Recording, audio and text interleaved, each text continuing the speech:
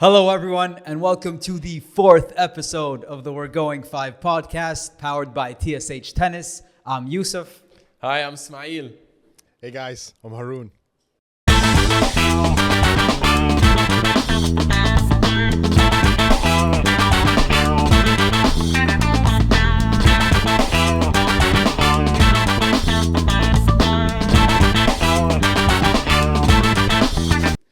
We have so much to talk about this week. Rafa week last week. We didn't get to talk about what happened last week. So we're going to recap what happened last week and what happened this week. So the Davis Cup.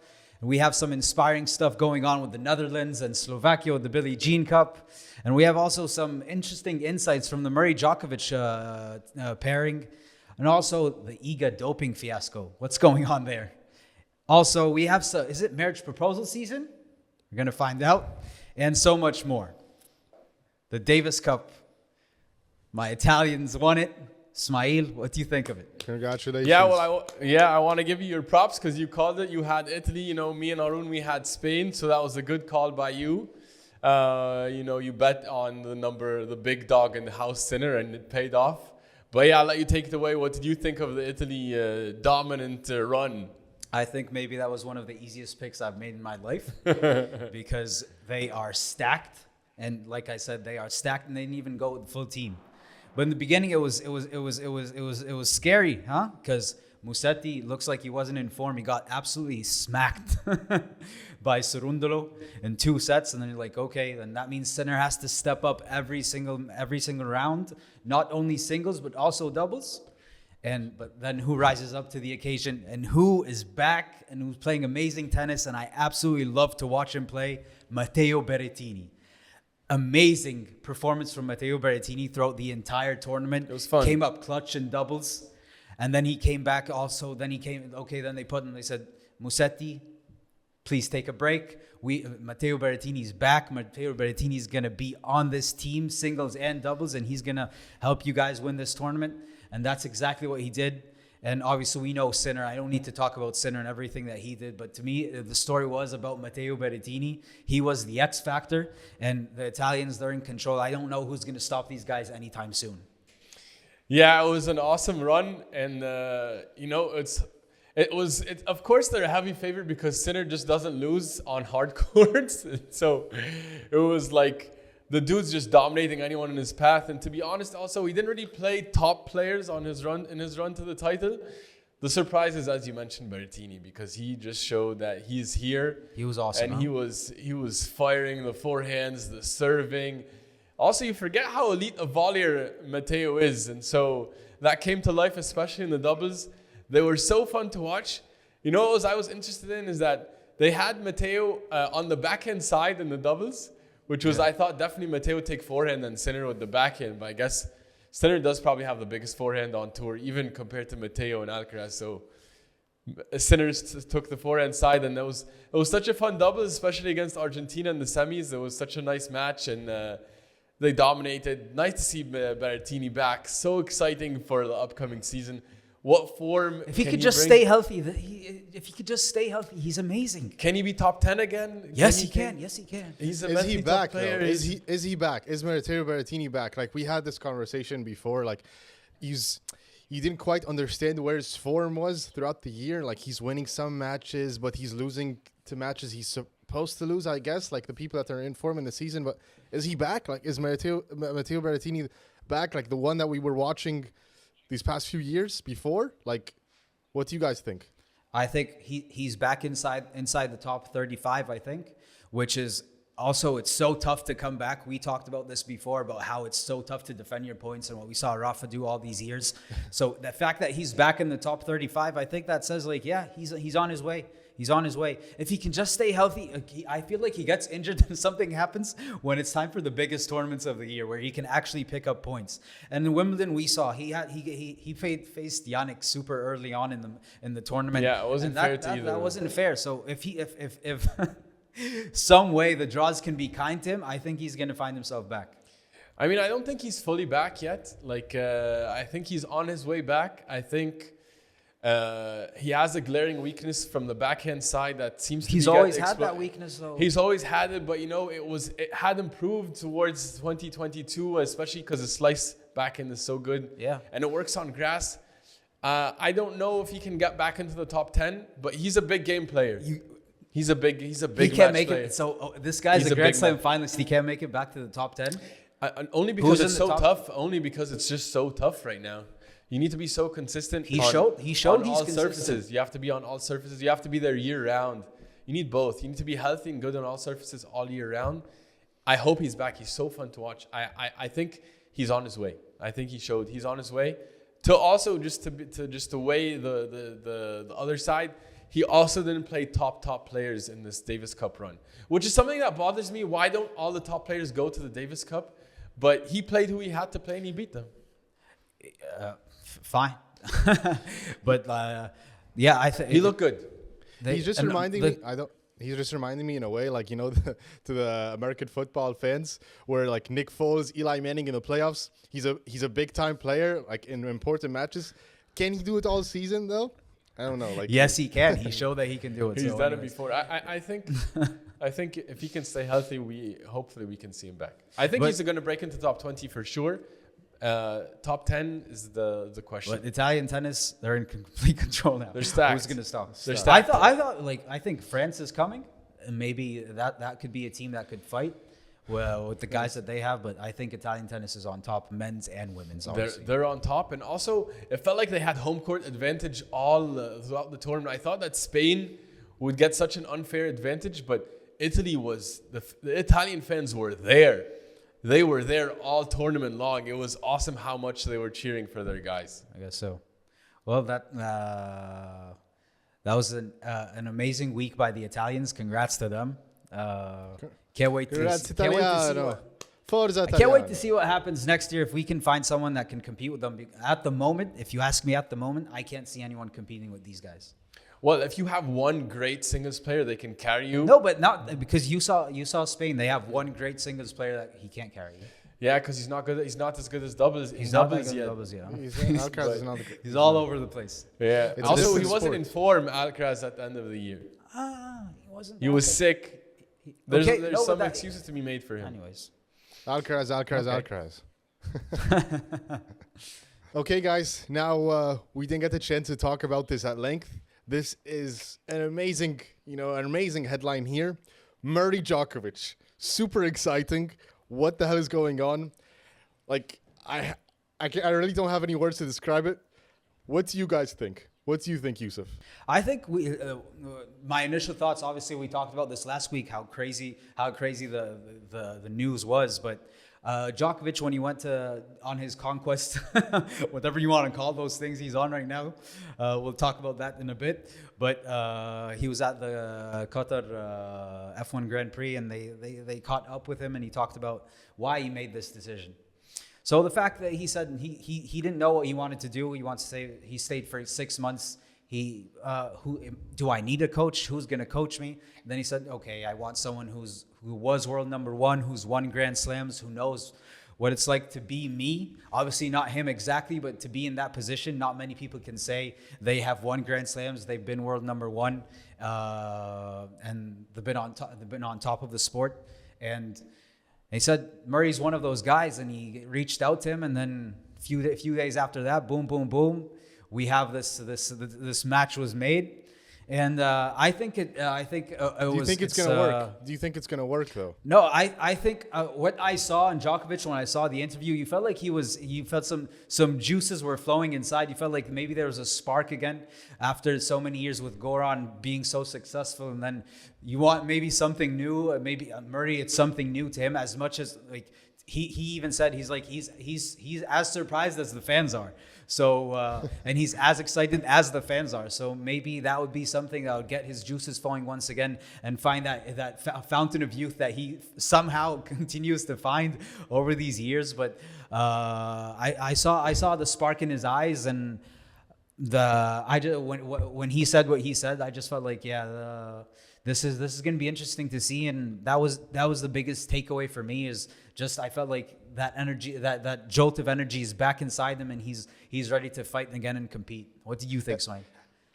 Yeah. Well, I mean, really the only people in his way right now are Alcaraz and Sinner. And so he needs some way to problem solve those two guys.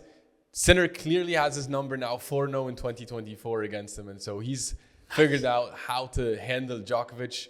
And actually in the Australian Open, it wasn't a close match at all. And But so that was different Djokovic. Wow.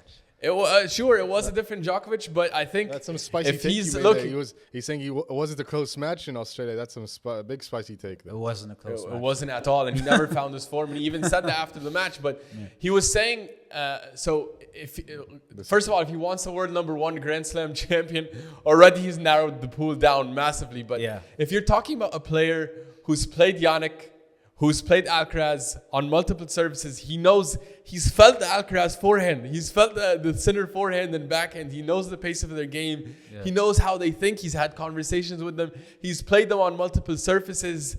He understands what it's like to be an older player and how to have to keep up with these young guns with big shots and super quick. He knows what it's like to be in the pressure moments and how to peak for big tournaments. He knows how to peak for Grand Slams. But doesn't Djokovic know these things? Like what? Yeah, but also he wants more pointers. He needs more of an edge. He needs to be sharper now because these guys are awesome and they're arguably ahead of him right now. And who has a better IQ? Who's more of a tennis junkie than Andy Murray to get in his box, coach him up? I'm intrigued about the in-game adjustments maybe that they talk about because now we're going to get to hear that. Ooh, but definitely the pre-game, they're going to be working on it automatically. Djokovic has an amazing hitting partner because he can just hit with his coach. It's going to be super fun. I like what you said as well because he did look super excited about it. It's one of the coolest things I've ever seen in sport to just see an ultimate rival in your corner. And, I kind of went down a rabbit hole to see what was Murray posting on his Instagram. He posted in July about a post of him and Djokovic together, and he's saying lovers. So clearly they have good chemistry. I'm excited to see that, that friendship. It looks like it's there. And obviously you probably saw the cool back and forth they were having on Instagram, right? So that was fun as well. And Haroon, your thoughts? It feels like he's Thanos and he achieved everything. And how do you just wake up like, I finally rest? Like Thanos, like he got all the Infinity Stones. He's done. How do you even just wake up and like decide, okay, now I want to achieve more? He doesn't have any pressure anymore. And it's such a unique situation. We haven't seen anything like this before. Like imagine if, I don't know, Tom Brady decided to get coached by Peyton Manning or something like that, or Ben Roethlisberger, or I don't know, like LeBron getting coached by, I don't know. So it's a weird thing. You've never even saw anything like this in any other sport, and for him to, how is he gonna find motivation? And hopefully, maybe Murray is gonna then spark something inside of him to make him excited to win more. And he doesn't have pressure anymore. Before, you would. At least me, I would see Djokovic, the way he plays, there was a frustration when he's on court. He's like, you can feel the weight on his shoulders that he needs to achieve this and that and whatever, and he wasn't smooth. This year, to me, I felt he was so smooth. You don't see much outbursts on the court, and he was like, no pressure. He's confident and he's calm. Is that a good thing or a bad thing, though? Because if this year he was relaxed, he didn't win any slams. Yeah, he got the Olympic gold. But I feel like he changed after the Olympic gold. So is that a good thing or a bad thing? He won 2 straight years where he won three slams. So and I think one match away. Well, I think it was one match away from 4. It's good and bad because we see sometimes Djokovic, he takes himself out of the match when he gets frustrated. But when he's zoned in and he's focused and he's calm, he plays great. So I think now the fact that he's calm and relaxed, but then Murray's going to then ignite the fire. Murray's going to want to achieve things. Murray's ambitious. So he's going to push Djokovic a bit. And you get 35 Grand Slams or something. Like he's going to win Australian Open like 20 times. I don't know what's the goal that he sets up with. What's the goal that he sets up with Murray like for the next year? Like what's he planning to win exactly? Everything? Well, he has to learn how to beat Yannick Sinner. He has to learn how to beat Yannick Let's get Sinner one. first. Let's get one. I think Yeah. the goal is one, and then we can Yeah. take it from there. Yeah, because he has a monsters ahead of him. Yeah. At least Yannick, because Alcaraz, I feel like he has Alcaraz's number for some reason. Fine, except in Wimbledon. Wimbledon also, because I have the take that Alcaraz will go down as the best grass court player of all time. That's something else. But in Australia, Sinner's going to be his problem. It will be a big problem. The problem is that with someone like Sinner, he's not afraid. You see players are afraid sometimes and they start to choke, like Zverev sometimes when he was facing Fritz, or you see Alcaraz when he was cramping against Djokovic in RG last year. You don't see that with Sinner. Sinner's not scared anymore. So I don't know how he's going to beat him, but I expect him to beat him next year. Okay, Sinner kind of owned him. It's going to be fun to see. It's going to be awesome. It's going to be so awesome. I'm intrigued. Well, in other Djokovic news, Djokovic is now in just side quest mode. And so, Yousef, what in the world is Djokovic up to now? I have no idea. He's doing everything. I feel like he's doing everything. One week he's here watching, I don't know, the Grand Prix. The next day he was in Paris watching a PSG game. I have no idea. Djokovic is everywhere. I feel like he put a list of things to do. Everyone's preparing for the off season, doing things, and he's just, okay, I'm off to Paris, then I'm off to Qatar for the Formula One Grand Prix, and now he's in Argentina. Yeah, all of a sudden he's in Argentina, and he was carrying the cup at the Copa Libertadores. Yeah. So he's doing everything. You thought you had to retire to do these things, like when you would see like Federer, he would do it after he retired. You would see Tom Brady, for example, he did all these things. You went to see Djokovic at the Roland Garros, he never got to do that. And after you retire, he's doing both at the same time. Yeah, even Rafa. Because he's the GOAT. Rafa just retired. That's why he's the GOAT. The GOAT. He's the GOAT. Rafa retired. Now he's watching Real Madrid and Liverpool. He's in the stadium. Like, Yeah. He was able to go to Anfield, for example. Yeah. But he's doing side quests. But I guess the biggest thing is him being in Argentina to play an exhibition match with the one and only Juan Martín del Potro. I think that's good.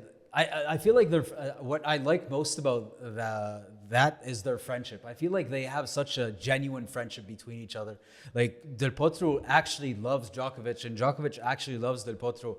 And I don't know if we've seen that much on the tennis tour, even though this guy was in this guy's way. And obviously we know Del Potro he's the biggest what if story probably in tennis history, but I just love their friendship, and it's nice to see Djokovic going, like, even maybe this is not the best time to go halfway across the world to prepare. You should maybe, as we just talked about, Australian Open preparations and the new coach and all these things, but no, he's making the time, which also says something about Djokovic's character and who he is, and also about the relationship that he's going to go all the way to Argentina to play this farewell match with Del Potro. Yeah, well, they definitely have. It seems like a very nice friendship, and. I mean, you're asking where else do we see that? Well, Roger and Rafa. I don't think it's the same. I don't think it's. Maybe it's not. Well, we also now we just saw Djokovic and Murray, because Murray, they were clearly close enough. Also, I don't think it's the same. Well, maybe it is, maybe it isn't. But at the end of the day, what I really respect about Djokovic is that the amount of respect he's shown his biggest rivals. Yeah.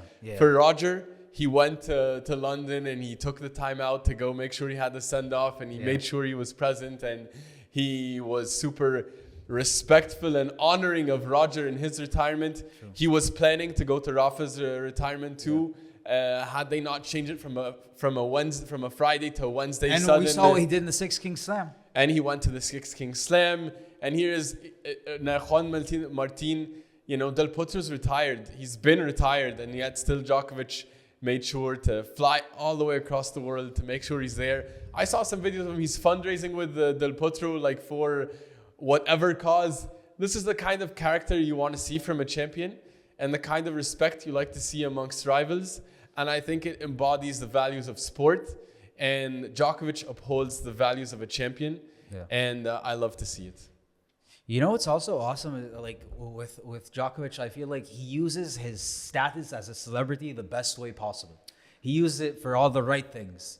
And whether it's foundations, whether it's fine doing these exhibition matches, but I just feel like he's always pushing pushing a positive message in any side quest he does, which is just awesome. Yeah, I like it. And also just a note on, you're saying their friendship, why maybe it's not the same as any other friendship. Well, to be honest, I don't know the details, but you can imagine that Del Potro probably talked to Djokovic about the length of his injury problems and how he's been under over 8 surgeries, I think, on his knee. He's dealing with pain constantly. He can't walk without pain. He's taking painkillers every day. He's on constant medication. And, you know, Djokovic agreed to show up to that final farewell exhibition match. And now Del Potro saying that he's training because he wants to be in shape for that match. And, you know, it's kind of the support that you'd expect from a friend. And I love to see that from the greatest champion. It gives me goosebumps because it really is just an amazing. It shows the amazing character these two guys have. I love it. Yeah. So tough also what Del Potro's going through. Yeah, well, maybe to move on to a not so positive segment, but you know, this is the talk of the tennis world right now, which is the PEDs and the big suspension that we just saw for Iga for 1 month for the doping call. Yousef, what do you have to say about that? You know, I spent time, as all tennis fans did, trying to gain as much information as possible.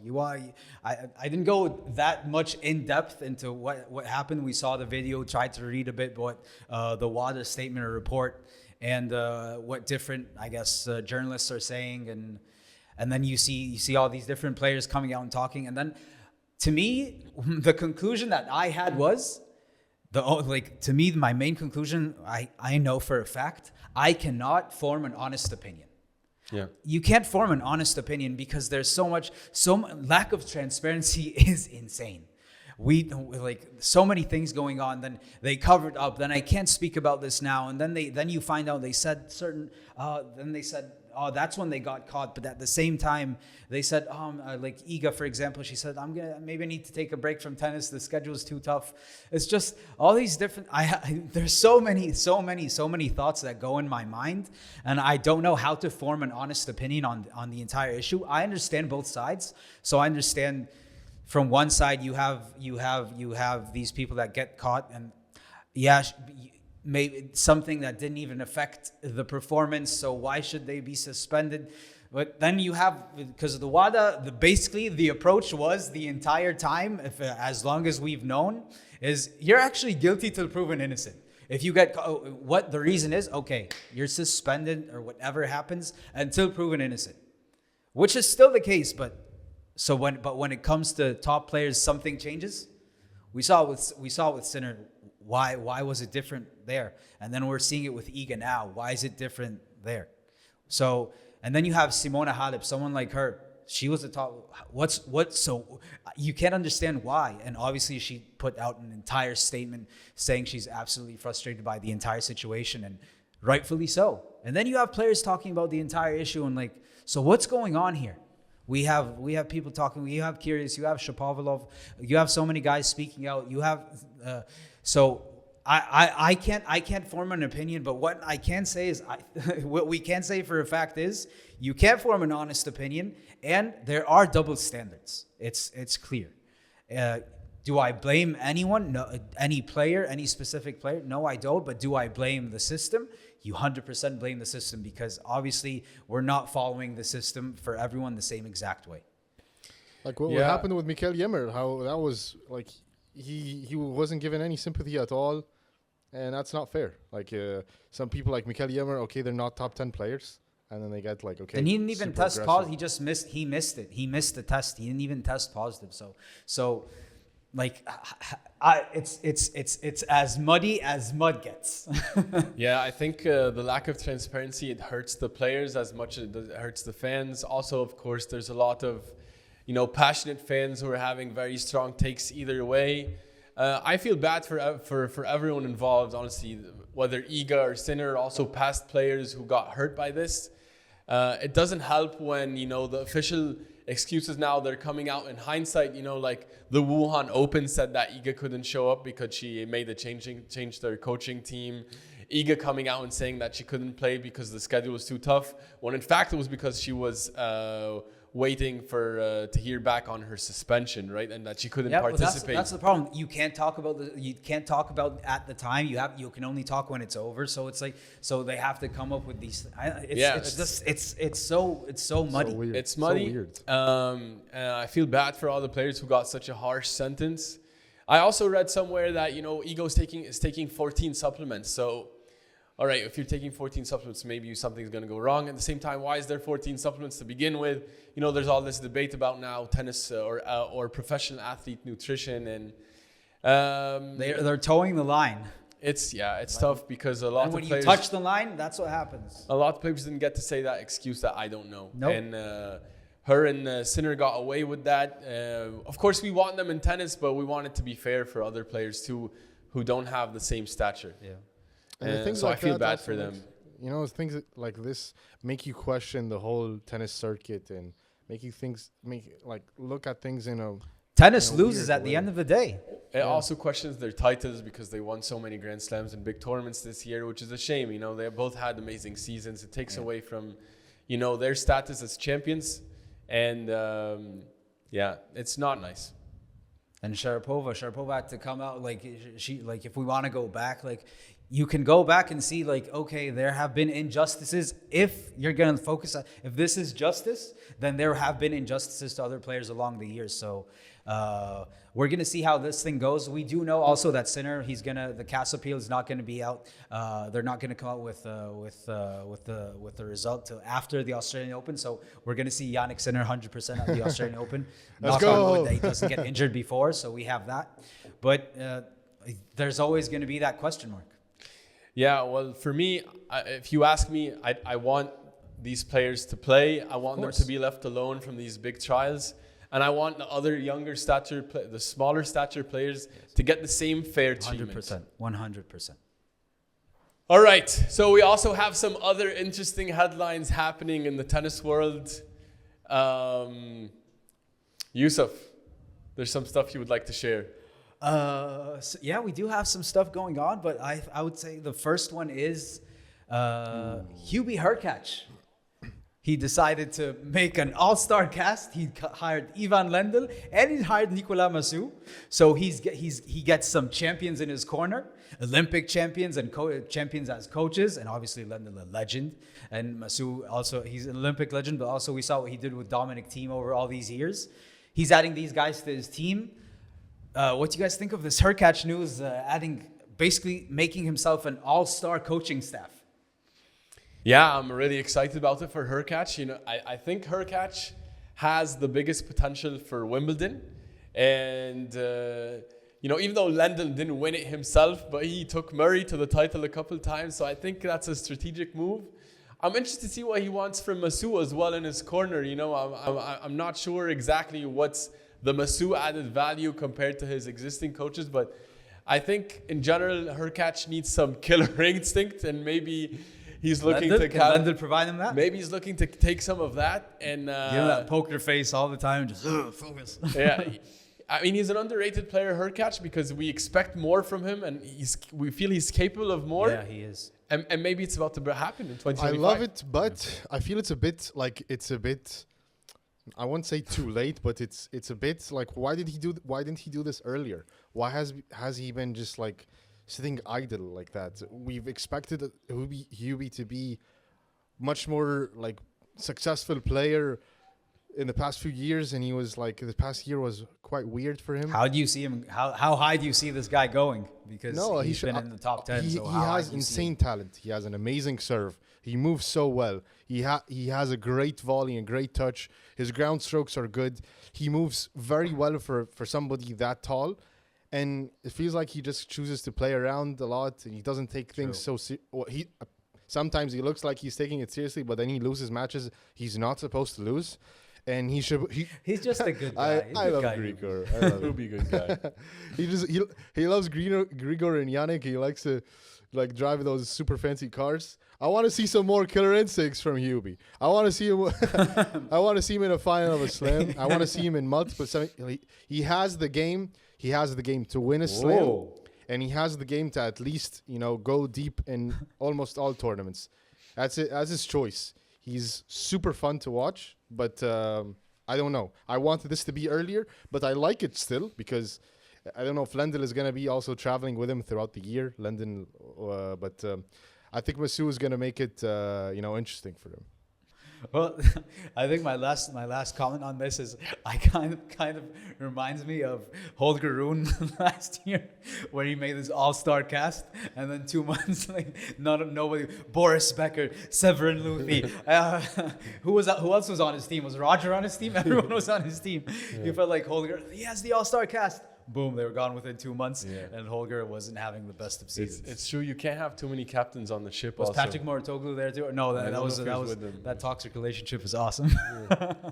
But yeah, that's that. Yeah. Well, in other news as well, it's also proposal season right now, apparently. Yeah, what's going on? Congratulations, everybody. We saw so many marriage proposals. Yousef, you were excited about this. You're way too excited. I don't know. about I just this felt like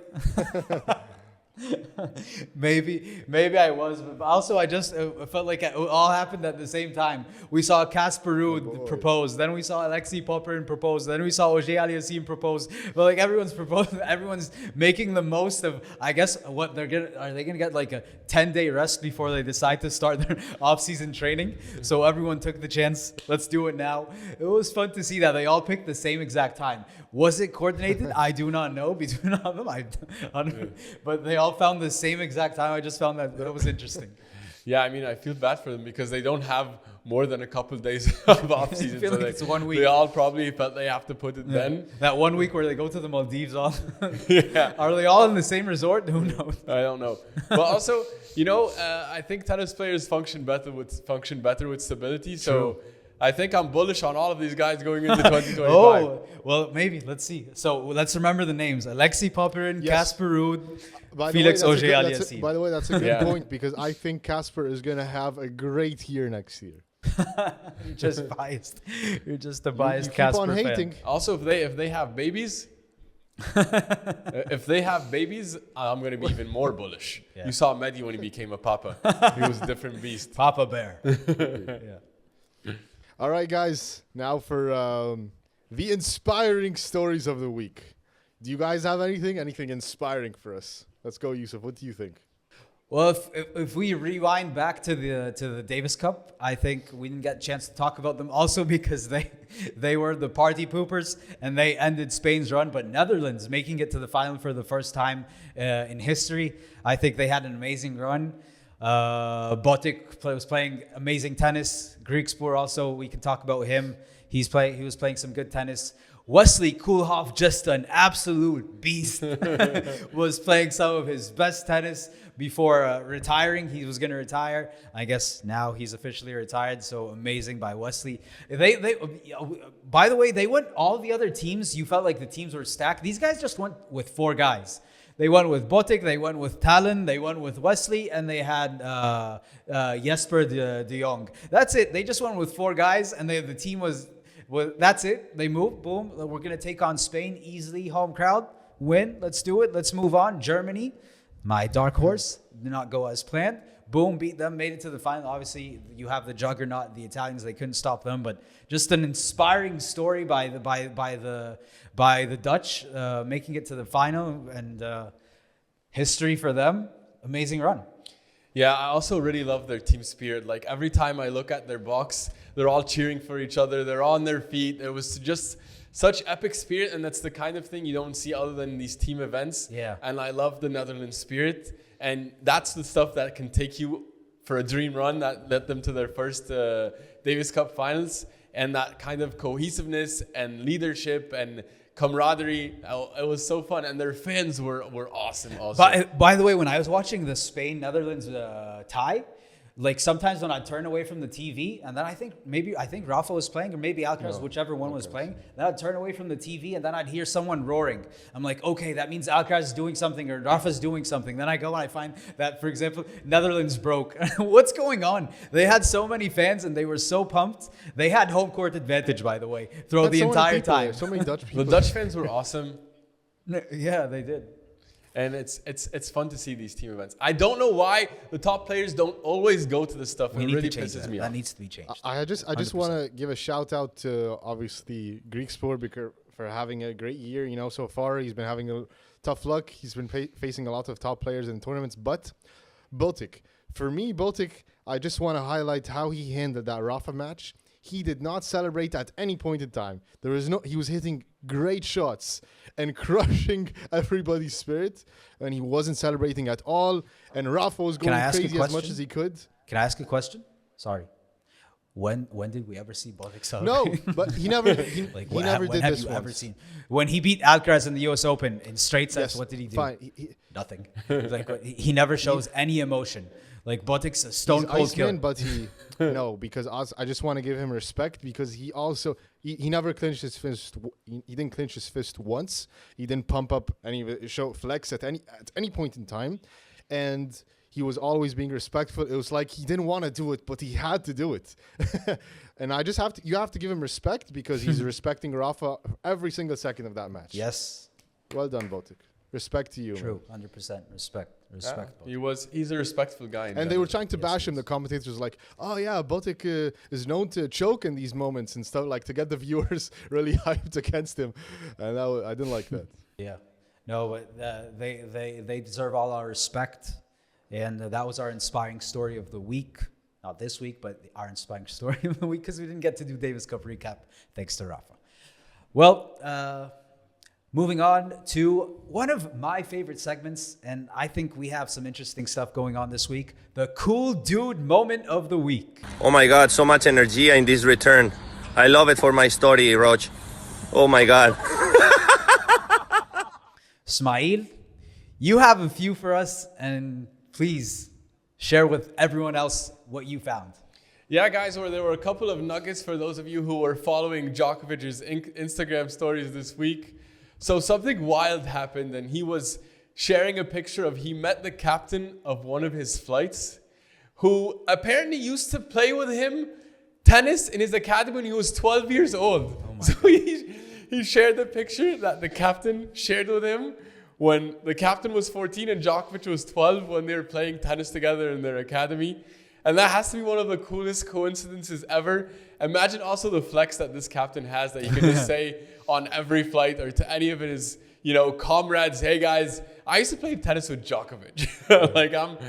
Or he could actually probably say, "I used to beat Djokovic." He was 2 years older than us.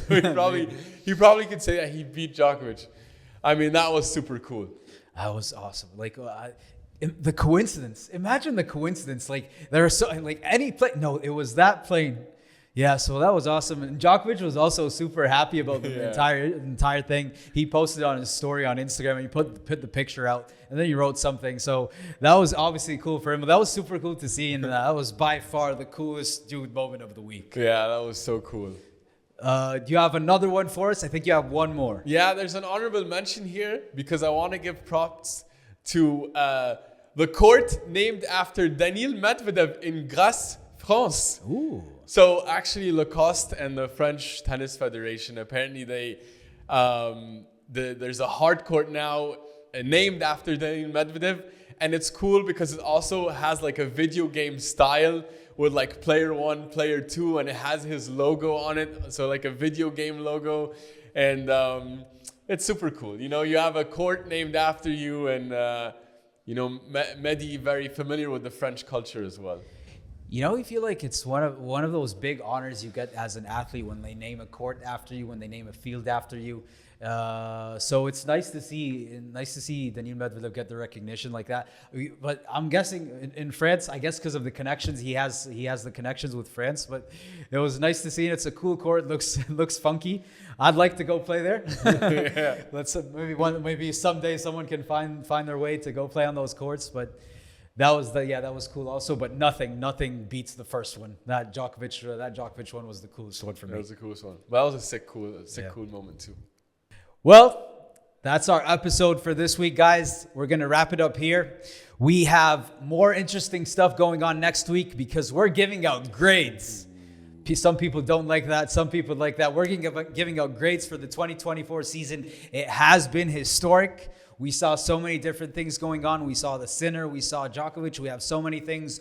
We're not going to burn everything now. Next week, we're going to have an in-depth conversation. So see you guys then. Stay tuned. And also give us feedback on this episode, what you think of how everything is going so far. This is episode 4. We'll see you guys in episode 5. So long for now. So long, guys. Subscribe, like, share with us your thoughts. Do the thing. Do the thing. Do it. Have a good night.